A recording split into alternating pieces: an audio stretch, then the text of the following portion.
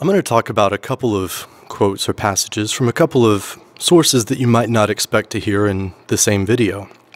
The first, the Illuminati aimed to create a state of liberty and moral equality.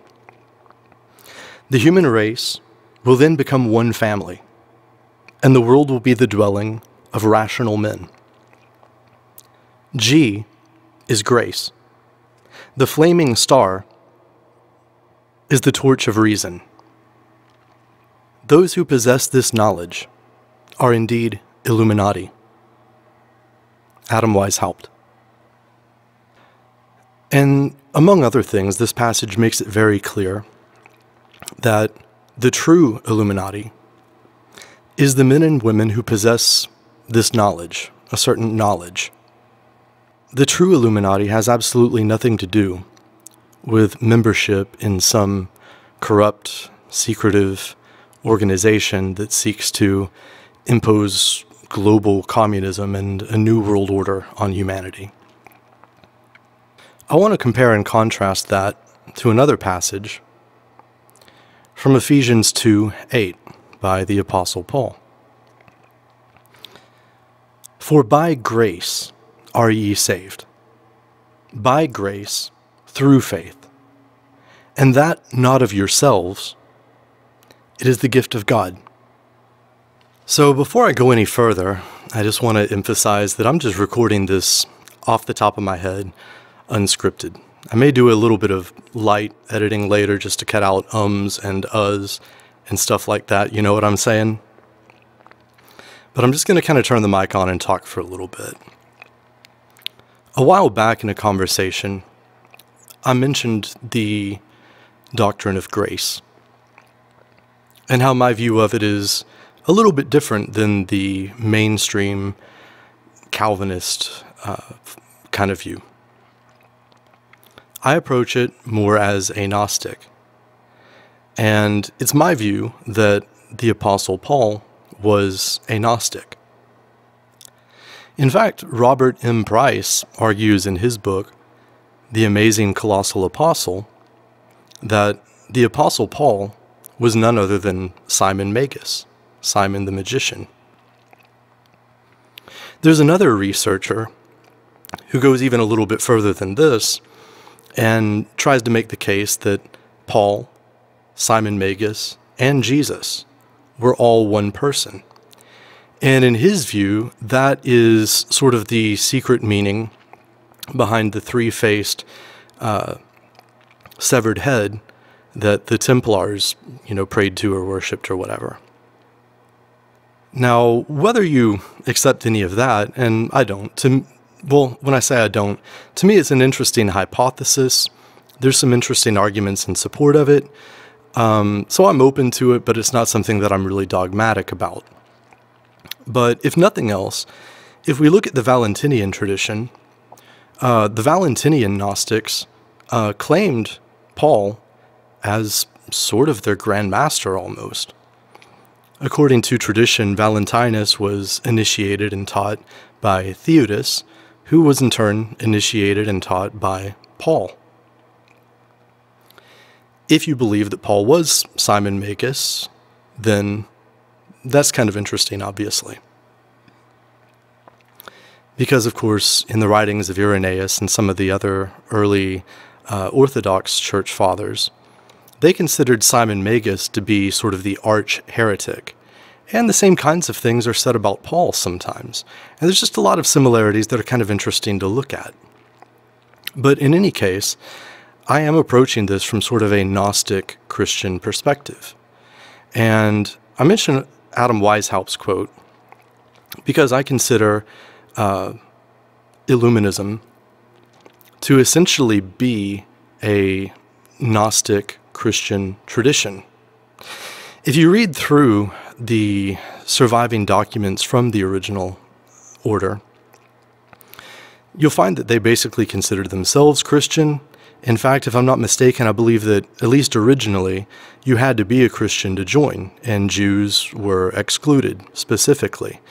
It was only a little bit later that Jews were allowed in, and that's also around the time leading up to the French Revolution, when I believe that the Illuminati and the teachings of Illuminism began to become corrupted, just as the early Christian church was once Constantine took over and it became the state religion of Rome.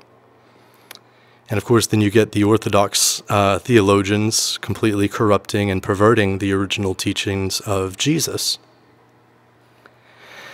Now, of course, when it comes to Jesus, there's all kinds of different theories about him and who he was and what he really taught. Like I say, there's that one guy I've come across that has gone so far as to argue that Jesus and Paul were the same person, and that he basically assumed the identity of Paul after the resurrection.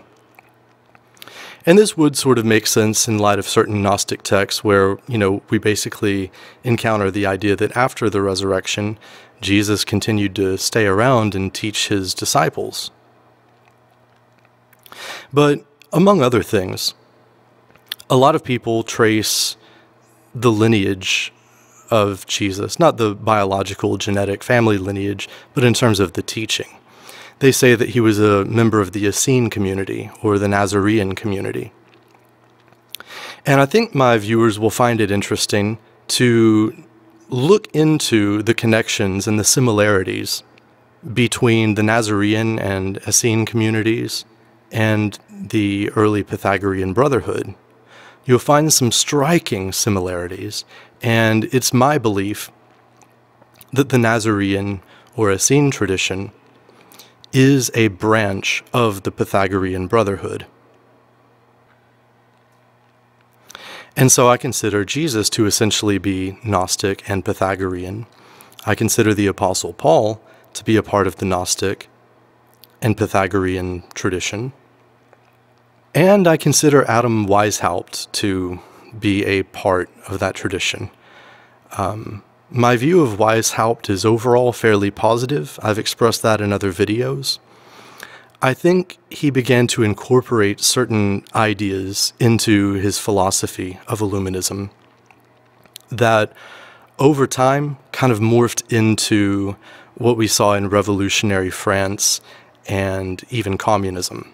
And I think we still see that corrupted, poisoned branch spreading into the modern world. And that's basically what most conspiracy researchers mean when they talk about the Illuminati today. But I just wanted to point out that even according to Weishaupt himself, from that passage I mentioned earlier, what is it that makes someone truly an Illuminatus? Well, it's that knowledge, and that knowledge has to do with grace and reason and liberty. And we find the same kinds of sentiments echoed in the writings of Paul. So again, I want to talk a little bit about the concept of grace, and this ties into what I've described in other videos as sort of the ongoing cosmic war between light and darkness, or the children of light and the slaves of the gods of this world. As a side note here, it's also interesting to note that the Valentinian theologians believed that Paul wrote his letters in a kind of code. And they talk about one of the keys to that code having to do with sons versus slaves. I might do a whole video just on the Valentinian exegesis of the Pauline letters at some point in the future. That's something I've meant to do for quite a while, but it's so in-depth and involved that I've just kept putting it off and putting it off. But until I get around to finally doing that, anyone who's interested in exploring that further on your own, I recommend a book called The Gnostic Paul. I think the subtitle is something like The Pauline Epistles in Valentinian Exegesis or something like that. It's by Dr. Elaine Pagels. She's done some really great scholarly work on Gnosticism, and I highly recommend that work. It actually goes through several of the epistles, I think all of the authentic ones, the ones that scholars believe are authentically penned by Paul himself, and it gives a running commentary on it as these epistles were read by the Valentinian Gnostics. Very, very interesting reading. That's actually something that's shaped my view of Gnosticism when the topics come up, I've told people quite a bit that I consider myself more, or I identify more with the Valentinian tradition than with some of the others. But if we go back to Paul's comment, he says that we're saved by grace through faith. And of course, a lot of times in the Pauline letters, he really stresses the point that we're saved by grace, not by works. But then in another passage, I forget where exactly, he basically says rhetorically, so what, should we sin then that grace may abound?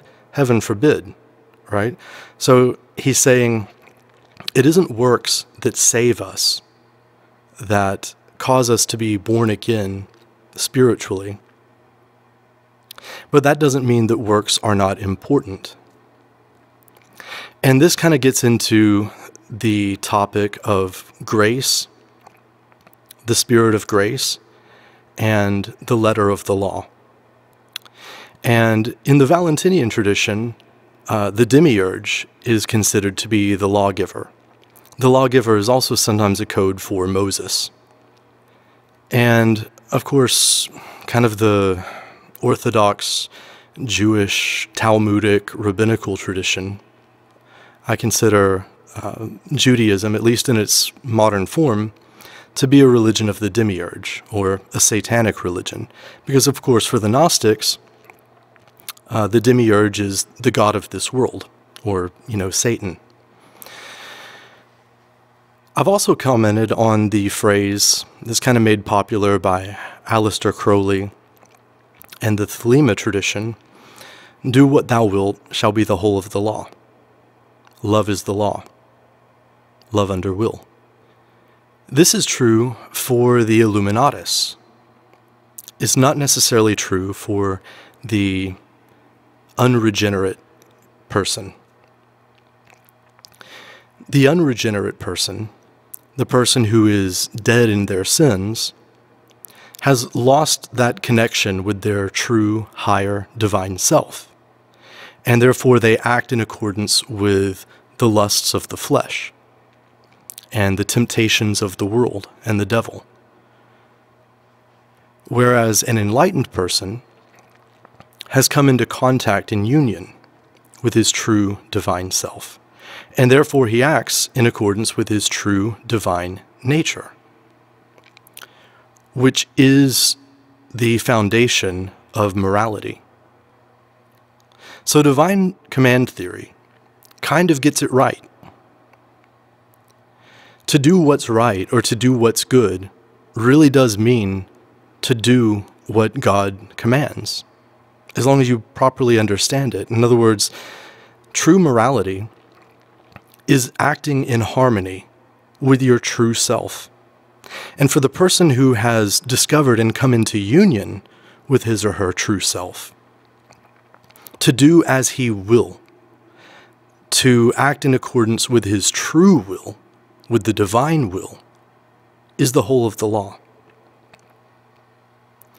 But just like when your leg is broken, maybe you need to put a splint on it, you need to put a cast on it so that it can heal properly, in proper alignment. The law is given to us in order to reveal the divine will to us. And works means trying to act in accordance with the true will of your true self. In other words, to act in accordance with divine commandments. But of course, that's only an approximation. That in itself will not save you. Salvation comes through grace. Salvation is a gift of God. It's grace. The Spirit of grace is what leads us back into a communion with our higher self, the true self, God, the true God, not the God of this world. But the God of this world rules over our ego and our bodies. In the Gnostic tradition, the demiurge created Adam and Eve's physical body, and therefore the carnal lust and everything that come with it, are part of the world of the demiurge. And if we're led by that, we're led into bondage. We're led into death, which is to say, disconnection from our true self, from God. So again, morality is kind of like a cast. It's like a splint. We don't know our true will. So the law gives us a kind of mold to try to fit ourselves into, to bring us into harmonic resonance with the divine will, which is our own true will.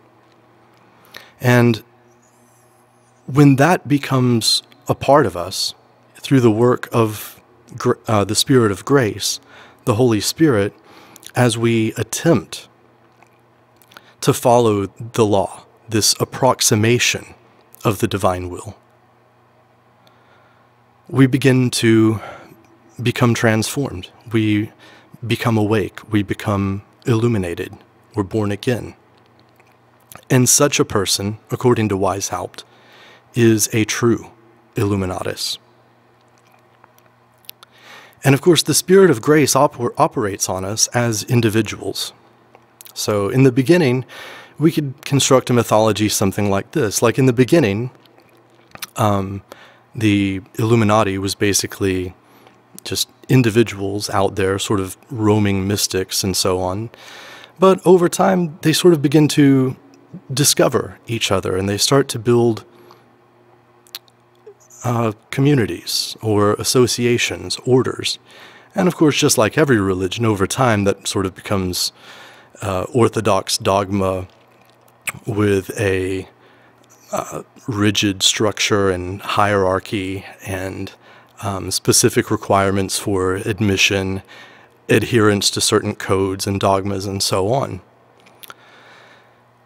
But all of that is only the outward vessel of an inner vessel, which we might call the secret esoteric tradition, the underground stream, or as I've called it sometimes, the true Illuminati. And the teachings of the true Illuminati, or true Illuminism, centers around this concept of grace, and the Spirit of grace operating within the individual through faith. It's interesting that if you ask most mainstream Christians, so what do I have to do to be saved? They'll pretty much tell you something along these lines. They'll say, well, you have to admit that you're a sinner, and you have to accept the blood atonement of the substitutionary punishment of Jesus on the cross. You know, he died in punishment for your sins, so you accept that gift, and then, you know, you're saved or whatever. It's interesting, though, because in the New Testament, there's a few instances where someone asks Jesus himself, what must I do to be saved? And Jesus didn't answer anything even remotely resembling that. He basically said, well, follow the teachings of the law. And when Jesus says this, he doesn't mean that it is following the teachings of law, works, that results in your ultimate salvation. But the man asked him, what must I do to be saved? To make myself receptive to salvation, receptive to the operation of the Spirit of grace in my life. And that was Jesus' answer. And the man answered him, and he says, well, I've already done that. You know, basically, I've already kept all the laws. And Jesus seems to have kind of accepted that, or at least pretended to accept it, to sort of put it back on the guy and test him. And he says, oh, well, in that case, sell everything you have, give the money to the poor, and follow me. And this is a test to see if the guy's really illuminated or not. Because, of course, if he has overcome his ego attachments to the pleasures of the flesh and worldly wealth, he should have no problem at all giving it all up, because he's found true life in the Spirit, in his true self. The man wasn't ready to do this. And this is a man that he was probably sincere. He probably really believed that he was keeping the law. But for him, it was submission to a set of laws. He hadn't yet been transformed and awakened to the spirit of the law. He was still dead in his sins, even though he had followed the law, which is what Jesus said you must do to be saved. And this just underscores the point that we are not saved by works. It's not of ourselves. It's the work of the Spirit of grace in our lives, and it participates with us through faith. By faith, we accept the law. We don't know our own true divine self. We don't know our true will. But we have these set of laws that try to approximate it. You know, don't kill. That's pretty good. Don't steal. In other words, your true self doesn't desire to do those things. Does that make sense? So that's the law versus grace. But I've also talked about how what we might call the true Illuminati forms earthly organizations and associations and, tries to recruit people in various forms. I believe the original Christian church was one of these, front groups or whatever you want to call it. And I believe the Bavarian Illuminati, before it became completely corrupted, was basically one of those front groups or shell organizations as well. But they all become corrupt. Because the teachers of the law, the Pharisees or the priest class, has always seen that by controlling the law and the official interpretation of the law, this gives them power over people. It gives them the power to say, you must do this, you must not do that, and if you do or if you don't, you will be punished. You see, and of course, so there's a lot of power in interpreting the law. And it's kind of interesting to me that so many Jews become lawyers. There's something about that mindset that's the same. These are the teachers of the law, right? So when you get obsessed with the rabbinical laws and the Talmud and, the whole legal code of the Old Testament, that translates very well into secular laws. And I think some of the, good-hearted ones are probably thinking, oh, well, let's try to use the divine law as the basis for secular law. But of course, freedom is also required. Liberty is required. Otherwise, the transformation cannot take place. Of course, for a society to work, we do need kind of agreed upon rules to follow. And of course, to a large extent, those rules that we agree on, they are kind of a human construct. They are kind of a social construct. But that's like the square. And of course, in Masonry, there's the symbol of the square and compass.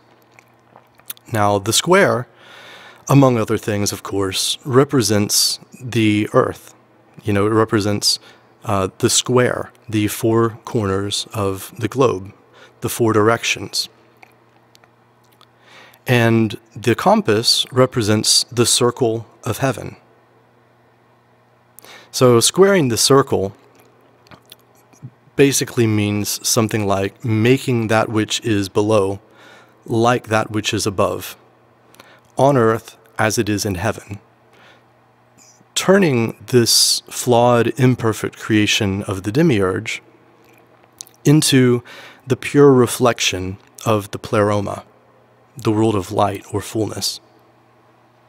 Now, one of the problems with this is if you create a coercive system, and of course the state or the various forms of institutional religions are power structures. They have the power to initiate the use of force or violence against people who don't adhere to their strict codes and dogmas or whatever. Obviously, this creates a huge temptation for people who have not overcome their lower desires and the lust for power. And so any organization, once it becomes sort of orthodox and formalized and adopts rigid power hierarchies, begins to fall under the control of the demiurge and the archons. This is inevitable. It's just part of the way the game is structured. And sort of like in The Lord of the Rings, where there's that one guy, I don't remember who, but, you know, while Frodo is trying to destroy the Ring of Power, this guy is convinced that, no, we can use the Ring of Power for good. And of course, in the esoteric traditions, there has always been a certain amount of deception. And it's not malicious, it's not malevolent, it's not sinister. It's just recognized that not every teaching is for everyone. People may need to be told one thing at one stage of their evolution or initiation, and once they reach a higher stage, they're able to receive a higher vision of truth. If you try to take that and translate it to the degenerate mind using dead language, it becomes corrupted. And so we have this opposition grow, this dichotomy between the spirit of grace and the law. Grace versus the law. The true Illuminati, so to speak, versus the state religion, the Orthodox Church, and the legal system, of course. Because all worldly power is ultimately under the control of the demiurge, or Satan. Paul, of course, calls Satan the god of this world, who binds men's minds in darkness.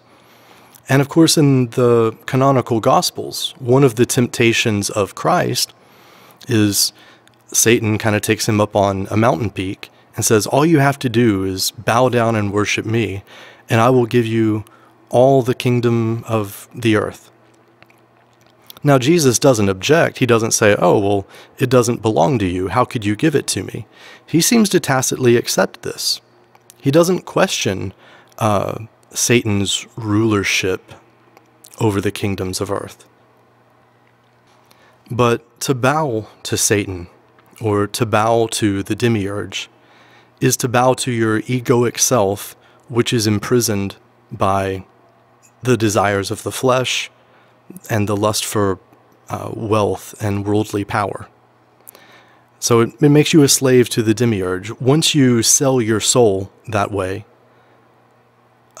you become a slave of the demiurge. So this is really just an introduction. For going off the top of my head, I don't think I've done a horrible job of kind of bringing up some of these points in this doctrine of grace. But this is one of the themes I intend to explore in much greater depth, and hopefully to elucidate much more fully in my upcoming work, The Sacred Discourse, which again I plan to try to have ready for release around Christmas of 2020. So for now, I'm going to end there. I hope you enjoyed this talk. Feel free to ask questions or make comments in the comment section below.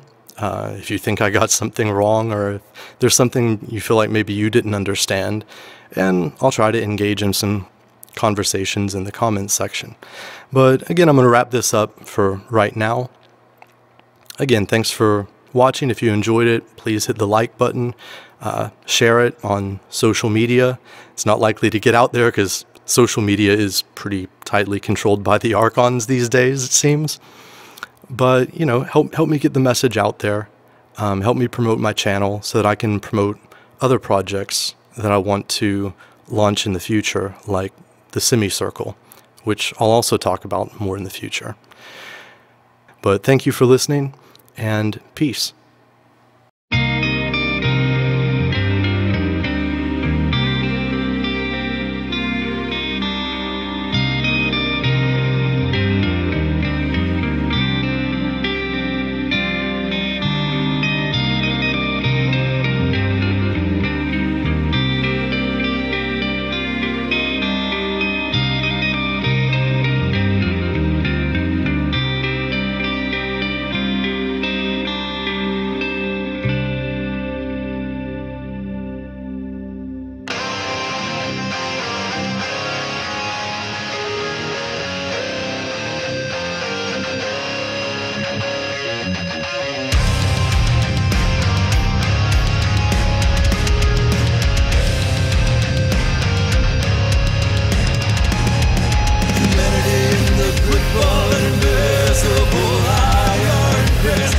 the velvet glove of church and state. An army of useless idiots who rise to resist those who serve the light and darkness to liberate. And now with eyes wide open I say by the light inside of me, no prison can hold a mind set free. No gods, no masters above me.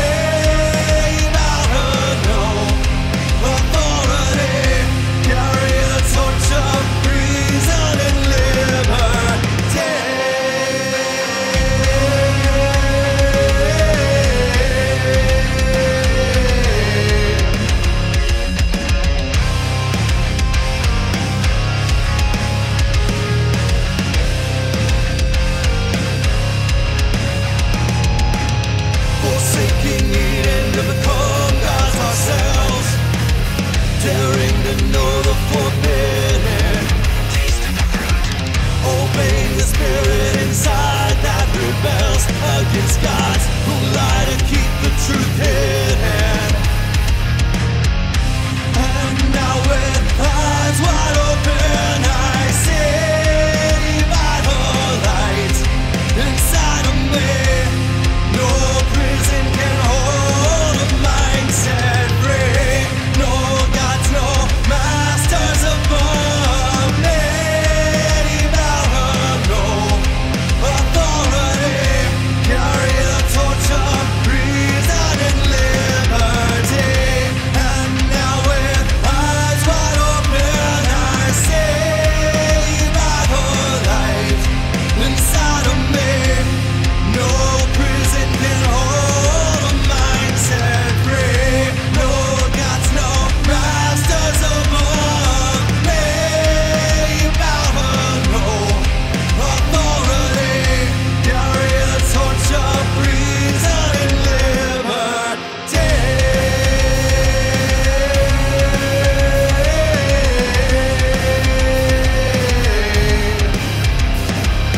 Sapere a date med luskej. Sapere a date med luskej. Sapere a date med luskej. Sapere a date med